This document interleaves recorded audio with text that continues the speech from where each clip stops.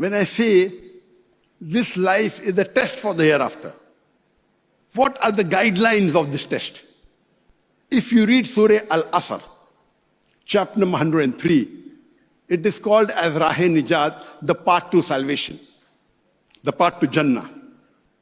It says in Surah Al-Asr, chapter number 103, verse number 1 to 3, Wal Asr, by the token of time. Allah is taking the oath of time. Innal insana lafi khusr. Verily man is in a state of loss. Illa alladhina amanu, except those who have faith. Amilu salihati, those who have righteous deed. Watawasaw bil haqq, those who invite people to truth, do dawah. Watawasaw bil sabr, those who invite people to patience and perseverance. So according to Surah Al-Asr, man is in khasara. Every human being will go to hell, except those who have these four criteria. Number one, iman. Number two, amal salihat, righteous deed. Number one, faith. Number two, amal salihat, righteous deed. Number three, watawasaw bil haqq, inviting people to truth, doing dawah. Watawasaw bil sabr, inviting people to patience and perseverance.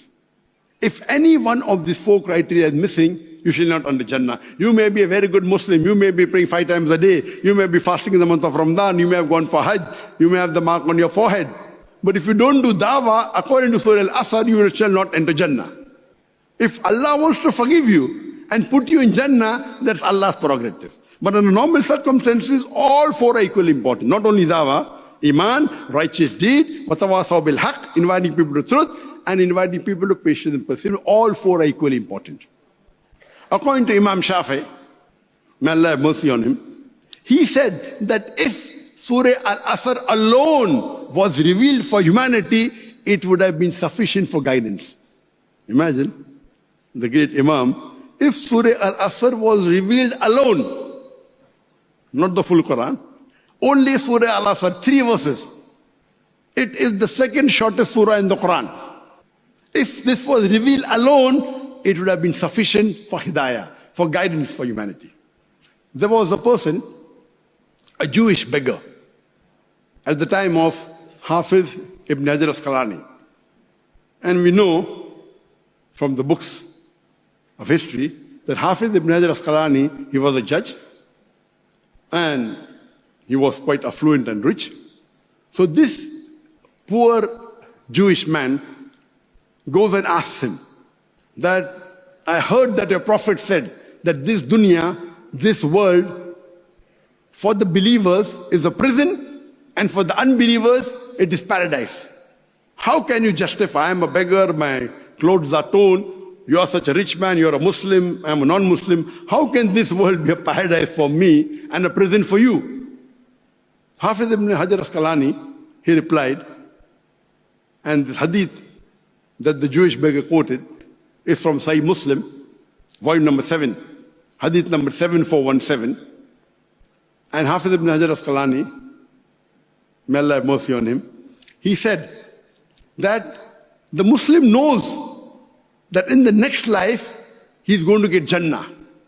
And if he knows what Jannah is, in this world, even if you're the richest man, this life is like prison compared to the next life. Even if you're the richest man, even if you're the king, if you know what is awaiting you for Jannah, this world is nothing, not even 0.0001% compared to Akhirah. That's the reason those who truly know Islam, what they want to go to Jannah fast. They are not afraid of death. They aren't afraid of death. Why? If a human being is on the straight path of Sirat al-Mustaqim, of Surah Al-Asr, if he dies, he goes to Jannah. So who would not like to hasten to die? You cannot kill yourself. It's haram. Suicide is haram. But of course, in the way of Allah, if you're on the haqq, you're not afraid. You aren't afraid of anyone if you're on the haqq. A true Muslim, if he's on the haqq, he's not afraid of death. Because if he dies, he goes to paradise.